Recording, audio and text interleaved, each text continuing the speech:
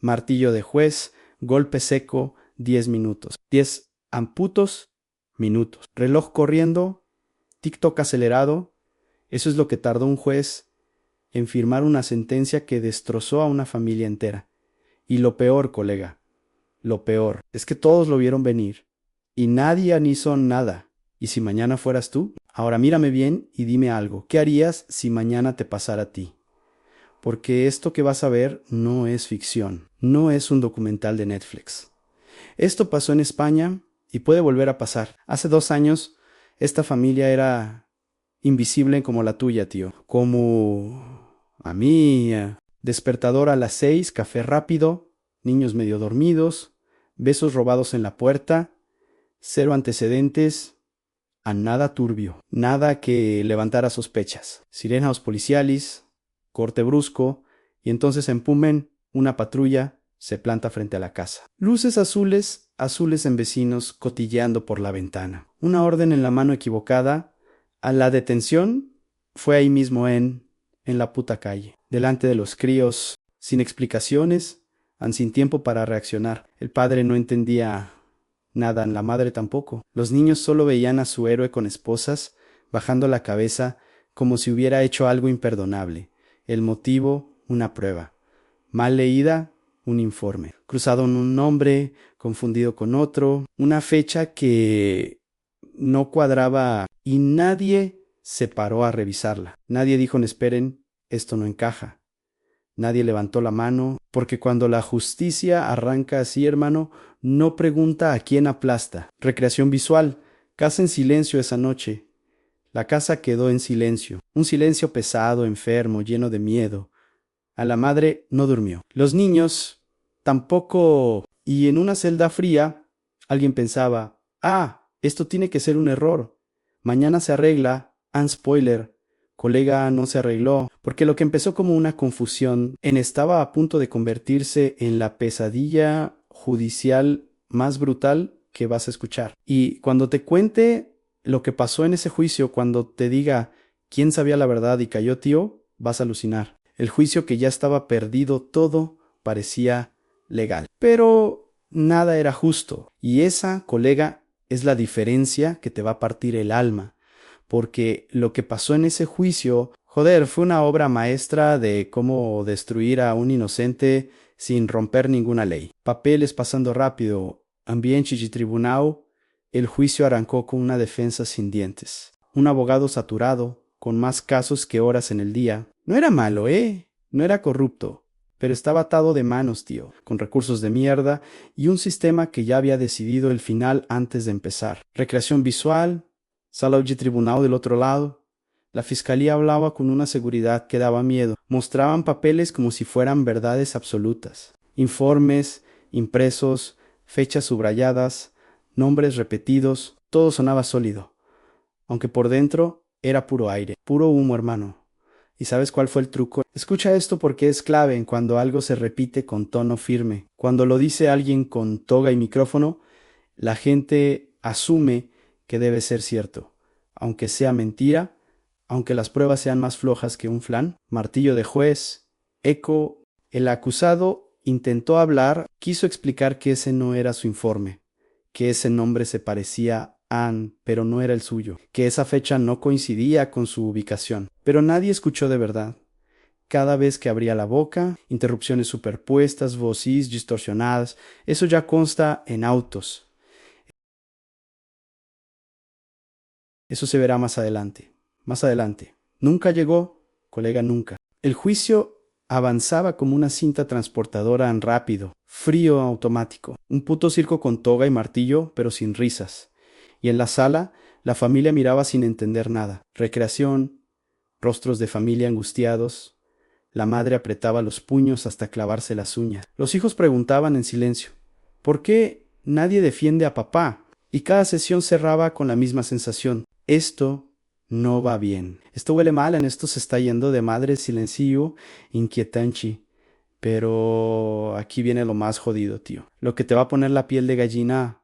Porque todo esto que estaba pasando dentro de la ley. O al menos parecían, porque legal no siempre significa justo. Y Justo. Muchas veces estorba, nadie frenó, nada. El sistema siguió avanzando, como si el error ya no importara, como si corregirlo fuera más peligroso que dejarlo explotar. Y entonces llegó el día en que todo se decidió, el día de la sentencia. Latido de corazón acelerado, pero antes de contarte lo que pasó en esa sala, necesitas saber algo que el juez no sabía, o que no quiso saber, porque había una prueba, una puta prueba que lo cambiaba todo a Ann, y cuando te diga quién la tenía y por qué no llegó al juicio, vas a entender por qué esta familia nunca tuvo oportunidad. El silencio antes de la sentencia fue peor que cualquier grito.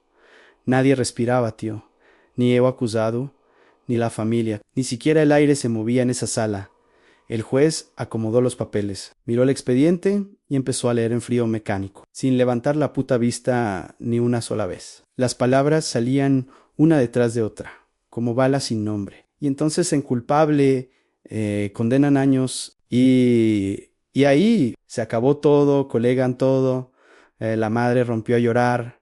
No un llanto bonito, no, un llanto roto, animal, de esos que salen del pecho sin permiso y te destrozan por dentro. Los hijos se quedaron quietos, paralizados, sin entender qué coño acababa de pasar. Miraban a su padre como si estuviera desapareciendo delante de ellos. Porque eso era exactamente lo que estaba ocurriendo, hermano. Ese día no solo condenaron a una persona, condenaron a todos los que la querían, a toda una familia en un futuro entero. El acusado no gritó, no insultó, no armó escándalo. Solo bajó la cabeza, quizá porque en ese instante entendió algo brutal, aunque ya no importaba la verdad, que el error se había vuelto oficial, han sellado, han firmado, han archivado para siempre.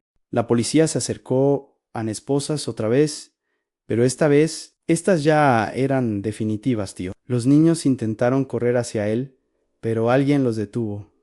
Tranquilos, tranquilos, tranquilos. ¿De qué carajos hablas cuando estás viendo cómo se llevan a tu padre? Cuando tu mundo se está cayendo a pedazos delante de tus ojos. Afuera, los vecinos ya murmuraban. La noticia voló más rápido que una mentira. El estigma llegó antes que los hechos. Siempre pasa, ¿verdad? Trabajo perdido en amigos que ya no llaman. Familia que no sabe qué decir. WhatsApps que quedan en visto. Y como si eso no fuera suficiente, hermano, empezó la ruina económica en abogados, en tasas en recursos, en deudas, que crecían más rápido que la esperanza. Todo por una prueba mal interpretada. Todo por un error que nadie quiso mirar 2 veces. La justicia ya había hablado a Ann, y cuando habla, cuesta horrores que vuelva a escuchar. Pero lo más cruel, lo más jodido de todo esto, tío, ese estaba por llegar, porque meses después, cuando ya era demasiado tarde, cuando la familia ya estaba destruida, cuando los niños ya no dormían por las noches, apareció algo ungumento, una prueba que lo cambiaba todo, Ann. Y cuando te cuente lo que decía ese papel, cuando te diga quién lo tenía y por qué nadie lo vio antes, 5 a entender que este error no fue casual. Fue sistemático. La verdad apareció cuando ya no hacía ruido sin cámaras, sin titulares, sin nadie con ganas de escuchar, porque así funciona, colega Ann, cuando la verdad llega tarde, llega en silencio. Meses después de la sentencia, alguien encontró algo raro, un dato que no cuadraba, un registro olvidado en un archivo digital, enterrado entre miles de documentos que nadie revisó. Una fecha que, ahora sí, demostraba lo evidente. El acusado no podía estar ahí. Era imposible, tío. Físicamente imposible. Era la prueba que lo cambiaba todo en un documento oficial en frío. Claro, imposible de discutir, con sellos, con firmas, con toda la puta burocracia que el sistema tanto adora. La familia pensó, por fin alguien va a decir nos equivocamos. Por fin se acaba esta pesadilla, pero no, hermano. No, el recurso fue presentado con la prueba U, con todo Annie, y fue rechazado. ¿Por qué? ¿Porque la prueba era falsa? No, porque no era relevante, tampoco. Entonces, por una palabra asquerosa, de esas que te hacen perder la fe en todo en formalidades. Fuera de plazo a mal presentado a no procede. La verdad estaba ahí, gritando, pidiendo ser escuchada, pero llegó fuera de plazo. Y eso, colega, es todo lo que importó. Y así funciona el sistema cuando se pone cínico en papel. Mata verdad, en forma mata fondo, burocracia mata justicia. Así de triste, así de podrido. El abogado peleó, insistió como un loco. Pidió revisiones, audiencias, lo que fueran, se dejó la piel, tío. Pero la respuesta siempre era la misma, con distintas palabras elegantes. Lo sentimos, pero no. Mientras tanto, la vida seguía cayéndose a pedazos. La madre tuvo que vender cosas. Primero lo prescindible, la tele, Grangi, el coche, bueno, las joyas de la abuela. Luego lo importante, los muebles, los electrodomésticos, todo. Y al final, hermano, al final vendió los recuerdos en fotos enmarcadas, regalos de bodas, cosas que no tienen precio pero que alguien paga por ellas. Los hijos crecían sin su padre, con visitas controladas en salas frías donde no puedes ni a ver a Z, RL o ese bien, con preguntas incómodas en el colegio que destrozan por dentro. ¿Es verdad lo que dicen de tu papá? Y ahí entendieron algo horrible, algo que nadie les dijo, pero que se sintió en los huesos. Aunque mañana lo soltaran, aunque admitieran el error, a un punto NADI les iba a devolver todo eso. A los cumpleaños perdidos, las noches de miedo, a la infancia robada. Eso no tiene recurso, tío. No hay apelación para el tiempo. El sistema ya no buscaba justicia. Buscaba cerrar el caso, taparlo, archivarlo, a pasar página, porque reconocer el error, reconocerlo, era más peligroso que mantener a un inocente preso. Y así, entre sellos y silencios, entre papeles y plazos, los años empezaron a caer uno tras otro, como fichas de dominó. Pero lo que te voy a contar ahora, colega, lo que pasó después de todos esos años, cuando finalmente salió y vio lo que quedaba de su vida en S, o te va a romper. Porque el precio del error no se paga en la sentencia, se paga después. El tiempo no se detiene, aunque estés atrapado. Aunque tu vida esté congelada en una celda afuera, el mundo sigue girando. Los años pasaron lentos, pesados, crueles en cada día. Dentro era una copia exacta de la anterior a misma celda. Mismo ruido metálico, misma sensación de estar pagando por algo que nunca hiciste. Y afuera, tío, afuera la familia sobrevivía como podía. No vivía, sobrevivía. Respiraba por inercia, ¿me entiendes? Como cuando sigues caminando aunque ya no sabes hacia dónde. La madre ya no era la misma persona. El estrés le dobló la espalda y la paciencia. Sonrisas falsas para los hijos cuando la miraban. Llantos reales desgajadores cuando nadie la veía en la ducha. En el coach, en el pasillo del supermercado, el matrimonio se fue rompiendo a distancia, colega. Visitas cortas donde no sabes qué decir, conversaciones vigiladas donde cada palabra suena falsa, promesas que sonaban cada vez más vacías, y al final lo inevitable. El divorcio no por falta de amor, no, sino por exceso de desgaste. Porque hay golpes que el amor no puede absorber, hermano. Hay heridas que ni el cariño cura. Los hijos crecieron con una herida que nadie veía, invisible pero profunda, rabia, vergüenza. Miedo, algunos se cerraron como ostras, otros explotaron como bombas, notas que bajan en picado, problemas de conducta en el cole, ansiedad que nadie diagnosticó a tiempo porque son cosas de la edad. Pero no, tío, no era la edad, era el trauma, la salud mental de esos críos quedó hecha polvo y nadie puso eso en ningún informe. Eso no aparece en las sentencias, ¿verdad? Los daños colaterales no cuentan. Dentro, él se perdía a sí mismo poco a poco. Cumpleaños sin abrazos, navidades sin risas, primeros pasos que no vio, palabras nuevas que no escuchó, años robados que nadie apuntó en ningún puto registro. Y cuando por fin llegó la revisión final, cuando ya no podían ignorar más el error, cuando las pruebas gritaban tan fuerte que hasta un sordo las oiría, la decisión fue tan fría como tarde en reconocieron la equivocación. Sí, lo hicieron, pusieron los sellos, firmaron los papeles, pero no hubo disculpas públicas. No hubo responsables señalados. No hubo marcha atrás real en solo una en apps. Metimos la pata. Aquí tiene. Puede irse. Han salió en libertad. Aplausos tímidos de 2 personas. Titular pequeño en la página 23 de un periódico local. Un par de líneas que no compensan una vida rota, porque aunque rectifiques el error, hermano, el tiempo no te lo devuelve nadie. Los años muertos siguen muertos. Las memorias perdidas siguen perdidas. Y eso es lo que más duelen, porque afuera ya no había trabajo esperándolo, ni reputation, ni la misma familia entera. Gestos, pedazos de lo que pudo ser y nunca será. Pero todavía faltaba una última verdad, colega. La más incómoda de todas. La que nadie quiere escuchar, pero que todos necesitan saber. Porque cuando salió de esa cárcel y vio lo que quedaba de su mundo, cuando intentó volver a ser normal, descubrió algo que te va a helar la sangre, que la justicia se equivoca, pero casi nunca pide perdón. La libertad llegó pero no trajo paz. Salió con una bolsa de plástico en la mano y un mundo que ya no lo estaba esperando. La calle era la misma, tío. Los edificios, las aceras, los semáforos, todo igual pero todo se sentía ajeno, como caminar por un escenario después de que terminó la función. La gente miraba bajar o algunos bajaban la vista, otros seguían pensando lo peor, porque aunque el error fue reconocido, hermano, el estigma no se borra, nunca se borra. Nadie organizó una rueda de prensa para decir, nos equivocamos. Este hombre es inocente, a nadie explicó cómo una prueba mal leída destrozó una vida entera. A nadie pidió perdón.